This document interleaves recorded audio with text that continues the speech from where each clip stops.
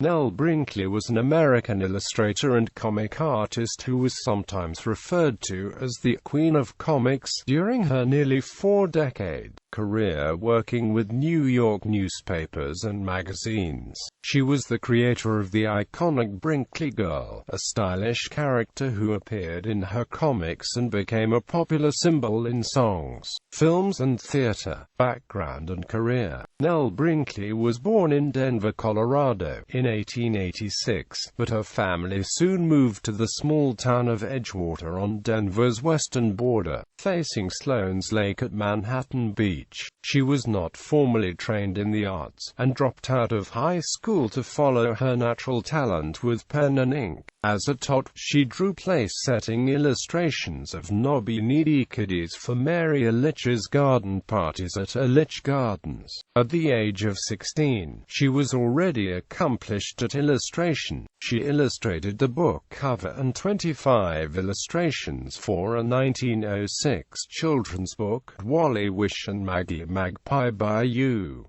Mayfield. She was hired to do pen and ink drawings for the Denver Post and later the Rocky Mountain News. Her skills were noticed in 1907 by media mogul William Randolph Hearst and his editor Arthur Brisbane. Though barely into her 20s, she was convinced to move from Denver to Brooklyn, New York, with her mother. She began working in downtown Manhattan with the Journal, where she produced large detailed illustrations with commentary almost daily. The newspaper's circulation boomed. Her artwork was featured in the magazine section. Brinkley later moved to New Rochelle, New York, a well-known artist colony and home to many of the top commercial illustrators of the day. She soon became well known for her breezy and entertaining creations. The curly-haired, everyday working girl drawings were known as the Brinkley Girl, who soon upstaged Charles Dana Gibson's Gibson Girl. The Ziegfeld Follies used the Brinkley Girl as a theme, and 3 popular songs were written about her. Bloomingdale's department store featured a Nell Brinkley Day with advertisements using many of her drawings. Women emulated the hairstyles in the cartoons and purchased Nell Brinkley hair curlers for 10 cents a card. Young girls saved her drawings, colored them and pasted them in scrapbooks. The Denver Press Club greeted her when she vacationed in Colorado in the summer of 1908. Nell was most famous for her representing relationships between boy and girl, man and woman, Betty's and Billy's. Quote, her illustrations used the drawing of Dan Cupid to represent the presence of that something most people call love. Brinkley's reputation was also established by an early assignment to cover the sensational murder trial of Harry K. Thor. She was assigned many interviews with the actress' wife, Evelyn Nesbit.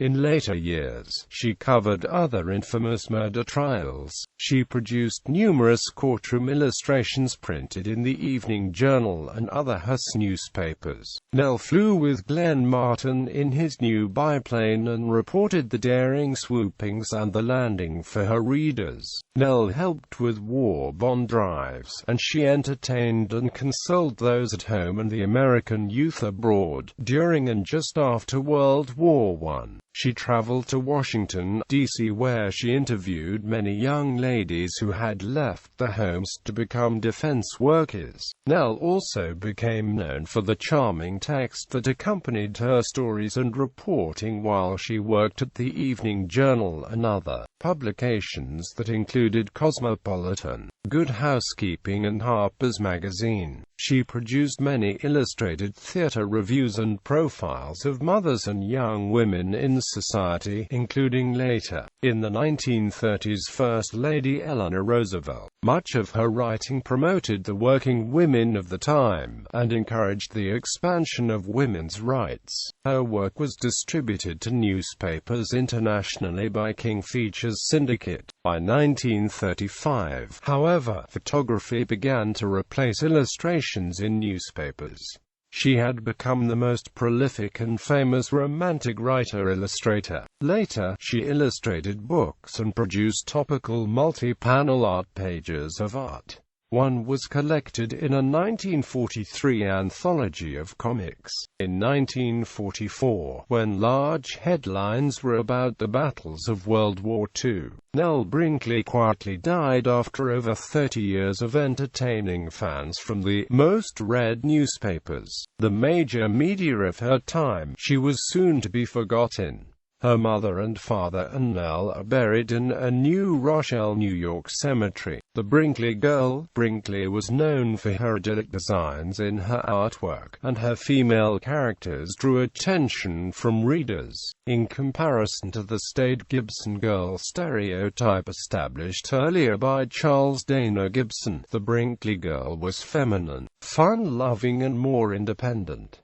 Syndicated nationally, her drawing The Three Graces helped establish this character as an icon. The piece, displaying three women singing the praises of suffrage, preparedness and Americanism with regards to love of country, was one of the first to link young, attractive women with the concept of suffrage. The Brinkley Girl was generally a young working woman who was often seen wearing lacy dresses and wearing her hair in curls, engaged in activities that were more independent than the general female standard.